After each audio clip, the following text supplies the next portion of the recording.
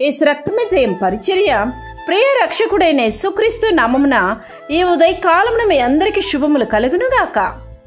ఆయన కోపము నిమిషం మాత్రముండును, ఆయన దయ ఆయుష్కాలమంతయు నిలుచును. సాయంకాలమున 7 వచ్చి రాత్రి ఉండినను ఉదయమున సంతోషము కలుగును అని దేవుని వాక్యం సెలవిస్తుంది. నా ప్రియ సహోదరి సహోదరులారా, దేవుడు తన ప్రజల పాపము చేసినప్పుడు కోపముతో శిక్షణనిచ్చును.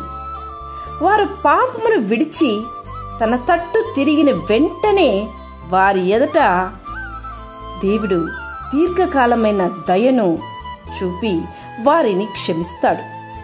దేవుని కోపము నిమిషం మాత్రమే, కానీ దేవుని దయ నిత్యము నీతో ఉండేది. ఎందుకో తెలుసా? ఆయన ప్రేమామూర్తి, కరుణామూర్తి, ఆయన దయామయుడు.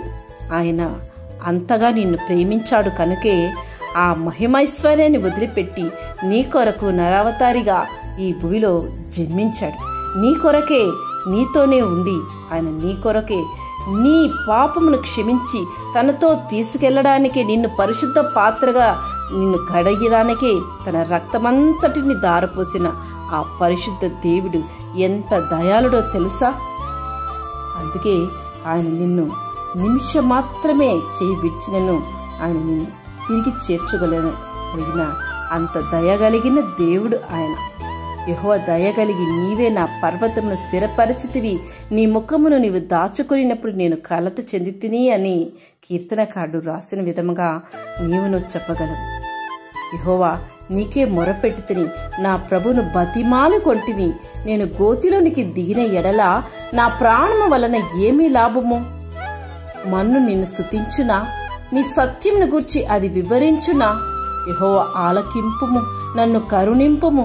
యెహోవా నాకు సహాయుడివై ఉండుము అని నీవును కీర్తనకారుని వలె దేవుని బతిమాలి ప్రార్థించు. అప్పుడు దేవుడు నీకును తన శ్రేష్టమైన దయను నీకు దయచేయను. నీవును అటువంటి శ్రేష్టమైన దేవుని దయను కోరుకునము. దేవుడు తప్పకుండా నీ దీర్ఘాయుష్మంతయు నిలిచి తన దయను నీ ఎడల చూపి ఆత్మ సంబంధమైన కార్యాలు నీ జీవితంలో జరిగిస్తాడు. అప్పుడు నీవు విడిపింపబడి స్థిరపరచబడి సంరక్షించబడతావు. ఆమేన్. యేసు రక్తమే జయం పరిచర్యలో మీ సహోదరి. God bless you.